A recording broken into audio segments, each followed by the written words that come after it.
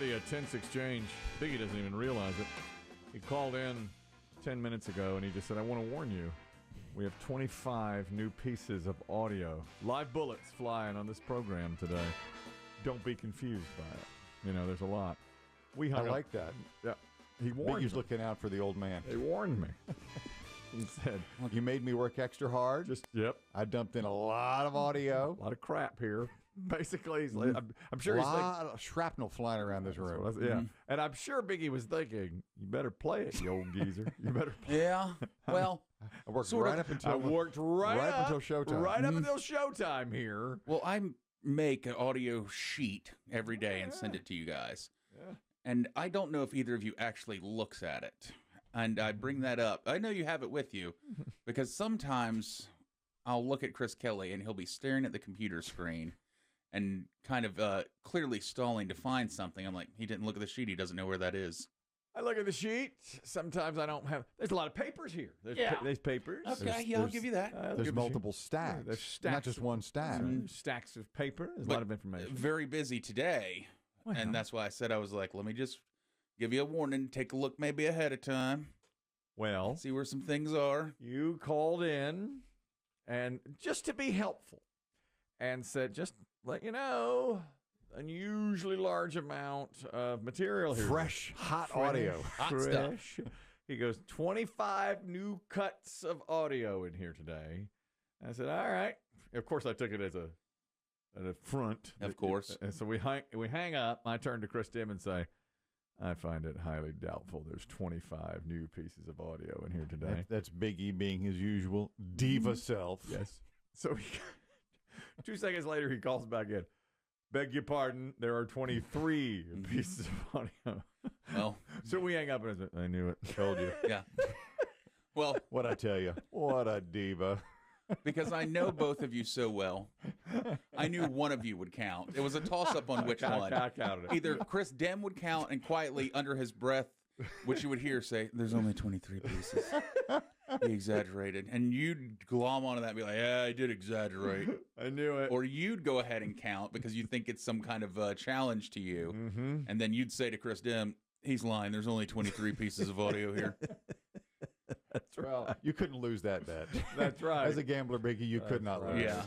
And I want to pledge to you that I will push the button for 23 fresh, hot pieces of audio today. Everyone? We're not letting one piece of audio. When we start running short on time and you give me the rap signal, yep, I am going to, no, we're forcing in this fresh, hot audio that you slaved over so that we can get to it. We are guaranteeing that today because there's just so much. And I thought when you said there were first 25, then 23 pieces of audio, I thought, man, this must be what show. What a show, you know? And then you look at it, it's like, yeah, it's pretty much the same. That. No, it's not. It's that. And it's and that. Oh, it's that. Yeah, it's those things. Yeah, part of that audio, I do have every single ESPY award from last night. Don't worry, I know all the ESPYs. Team of the year? Eagles. I have all of this in front of me now. I believe it or not, I watched a good part of the ESPYs. Never 1 second of the ESPYs have I watched. I was so happy. I remember before there was an ESPYs and they announced, we're going to do a sports award show. And I said, yes, finally. It's what we've all been waiting for, an Oscars type show, but for sports. We're sports fans. And I've never watched 1 second of any ESPY award show. And now when they come on, I think, what a waste of time. What are we doing this for? Of course, yeah. So what did you think of the ESPYs last Well, I was not planning on watching it till I heard the host was Shane Gillis. We have some of his... and I thought, this could get interesting. He kind of... Now, correct me if I'm wrong. I'm not a giant fan. He's occasionally amusing to me. Okay. But he kind of likes to do the cringe comedy. Yes, which you know I enjoy. I don't like. Yes. I hate cringe comedy. And I thought to myself, I have always found that athletes don't have a great sense of humor. Well, you know, what I think happens is they do, but they can't there. Well, they can't in front of the other. Yeah, they can't be not at the seen. ESPYs because they're in tuxedos. All the cameras are on them, and that's why most of the hosts are fairly bland. Are you saying Norm Macdonald did his thing, 20 years ago, Oh, and yeah. now you've got Shane Gillis. Yeah, right, okay. Are you saying that they don't want to be seen laughing at these? Yes. These. Okay, I can At see someone that, yeah. else's expense. Let's say you're an NBA player. You don't want to laugh at a LeBron James joke because you work with LeBron. Right. Yeah, I understand that.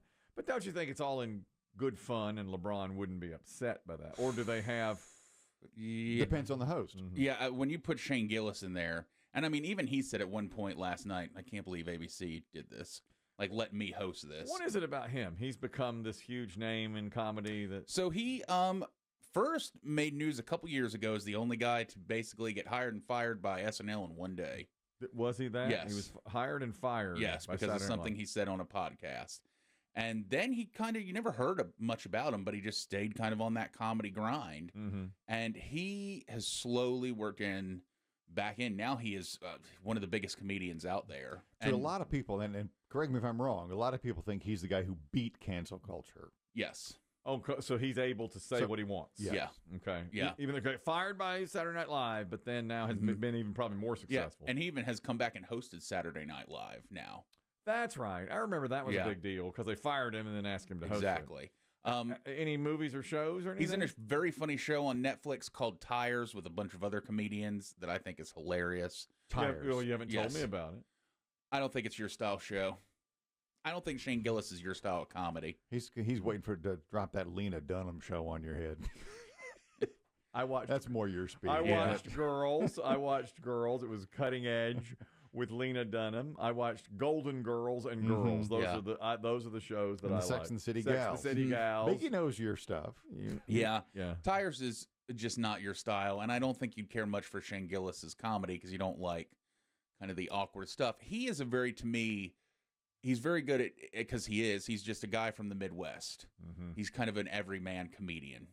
And it doesn't, the stuff he was doing last night at the ESPYs, I could see myself totally doing. Like, he seemed surprised and excited himself to be there, but also kind of making jokes like, I can't believe you guys had me here. You know what kind of material I do. And were you impressed by it? Or I not? thought all his stuff was hilarious. He disappeared for a long time, and I wondered if they cut some of his stage time because of stuff he was saying.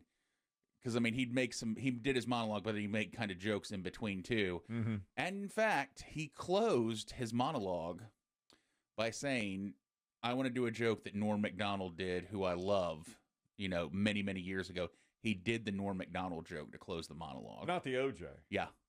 Oh, okay. The Heisman joke? Yes. Well, we mentioned that yesterday. Yes, he did the exact joke. And he said, this is a Norm Macdonald joke, but I love it. I love Norm Macdonald. This So was here it is. Norm Macdonald many years ago. Now, the late, great Norm Macdonald at the ESPYs. And there's Charles Woodson. How about that? And what a season he had. Great, man. He became the first defensive player to win the Heisman Trophy. And congratulations, Charles. That is something that no one can ever take away from you. Unless you kill your wife and a waiter, in which case... all bets are off. 5,000 sphincters Yeah. just puckered.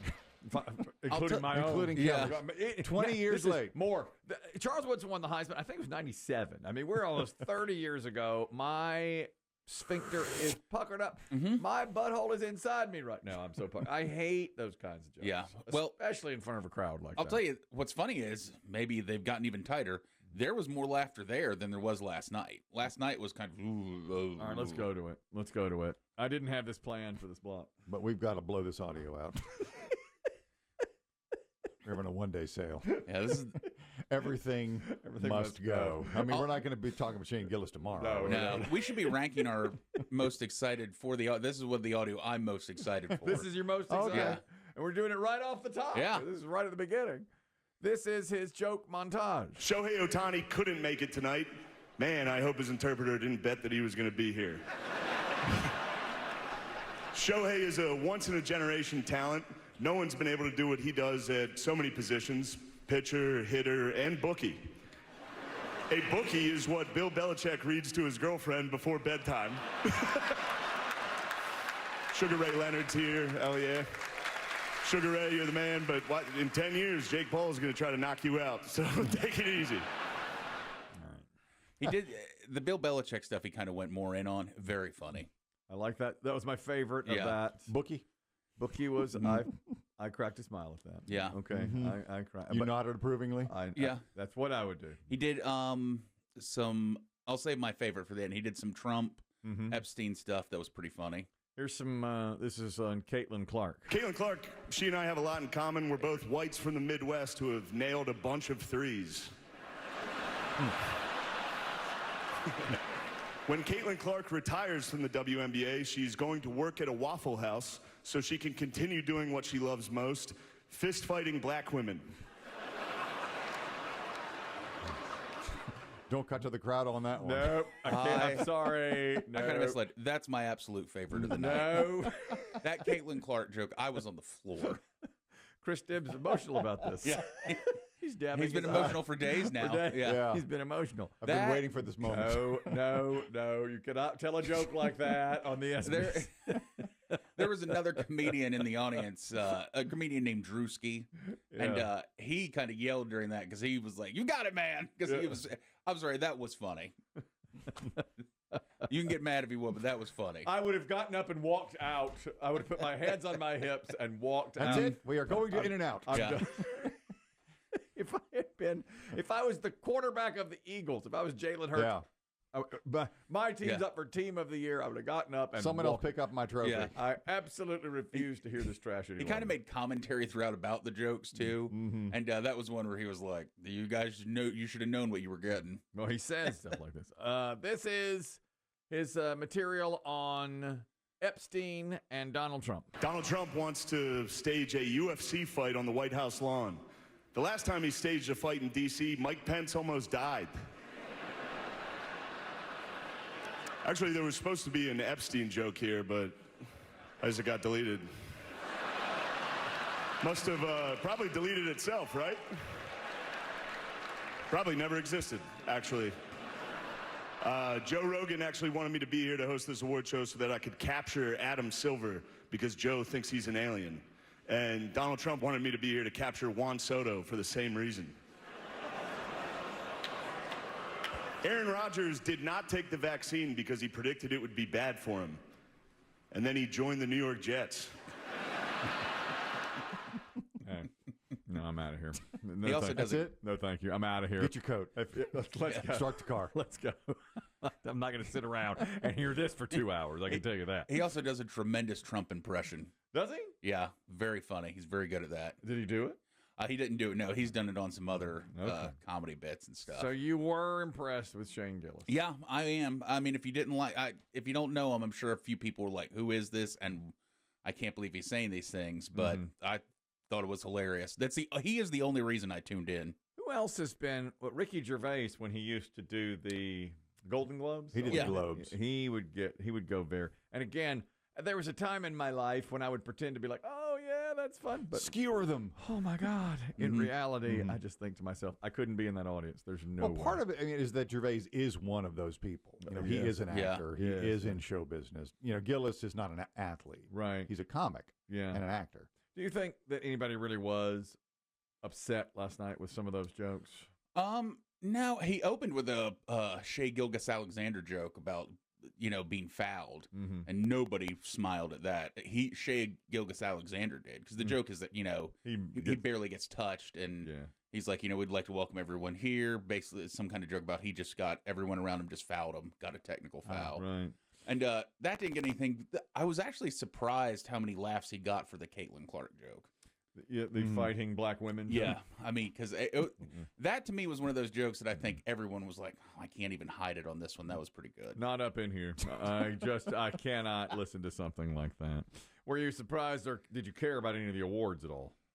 No, No. not a lick. I didn't. Sorry. I tuned out, frankly, and looked at my phone during the award part and just waited for him to come back on the stage to see what he'd say. I see. I didn't see any clips, but I did see that apparently Lee Corso made a nice speech. Oh, really? Because he's on his way out. He's going to do one more College game day. Yeah, And so the game day guys were there. They paid a nice tribute to him, and Herbie, Kirk Herbstreit, really apparently has been covering for him for a lot of years, and so seeing those two together, and Lee came out and gave kind of a nice speech, but you can tell he was struggling. Well, last he's night. really aging, and he's had health Yeah, issues true. for a long time there. So he's one more season on Yeah. ESPN. One more game. I think he's Oh, just one gonna more do, game. One more right? game. Yeah, he's just going to do the opening Oh, I season see. week. You know, Okay. he Herb Street was told a story saying when he got in the business with him, 30 some years ago now, he said Lee Corso was like, "Look, we're not in the college football business. We're in the entertainment business. We're going to entertain the people. That's what they want." I don't care for College Game Day. Not my cup of tea. This segment should just be called "Not My Cup of Tea." What do you not like? Shane Gillis and College Game Day. And the ESPYs. And the ESPYs. And the ESPYs. What do you like? Lena Dunham. she's the voice of a generation. I do. I never watched College Game Day.